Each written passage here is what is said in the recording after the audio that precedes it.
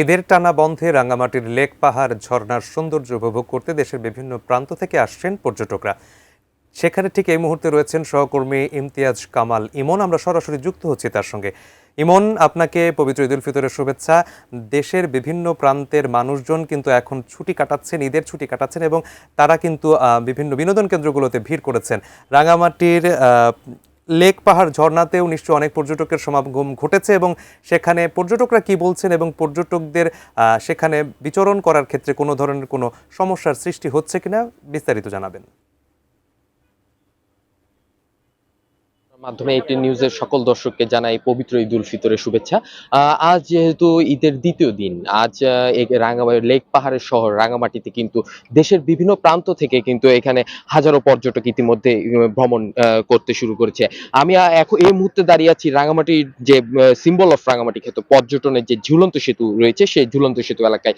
এখানেও আমরা এসে সকাল থেকে দেখতে পেয়েছি এখানে দেশের বিভিন্ন প্রান্ত থেকে কিন্তু এখানে বিভিন্ন বয়সী নারী পুরুষ কিন্তু এখানে এই যে রাঙামাটির সৌন্দর্য সেটি উপভোগ করতে কিন্তু এখানে এসেছে এবং এখানকার যে সিম্বল অফ রাঙামাটি ক্ষেত্রে যে পর্যটনের ঝুলন্ত সেতু সেখানে ভ্রমণ করছে। একই সাথে এখানকার যে লেক কাপ্তাই লেক আছে, সেই কাপ্তাই লেকে কিন্তু এখানকার যে ছোট ছোট যে টুরিস্ট বোট গুলো রয়েছে সেই টুরিস্ট বোট গুলোতে করে কিন্তু এখানকার যে কাপ্তাই লেকের সৌন্দর্য আছে সেটি তারা উপভোগ করছে।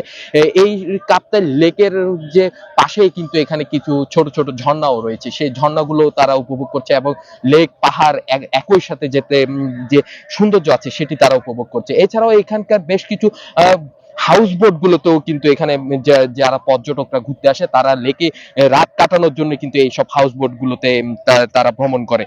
তারা রাতে লেকের যে স্বচ্ছ জলরাশির মধ্যেই কিন্তু তারা এই যে এইবারের যে ঈদের ছুটি সে ছুটি উপভোগ করতে কিন্তু ইতিমধ্যে অবস্থান করছে।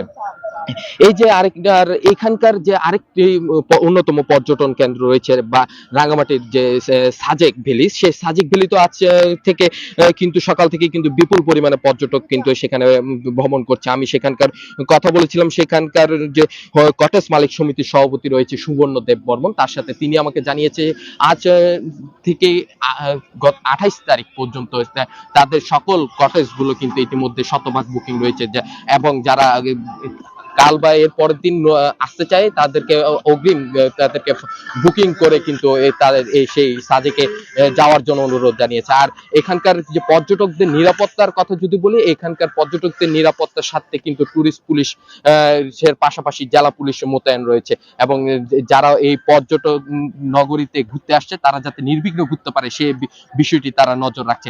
তো সব মিলিয়ে এই ছিল আমার কাছে রাঙামাটি থেকে সর্বশেষ।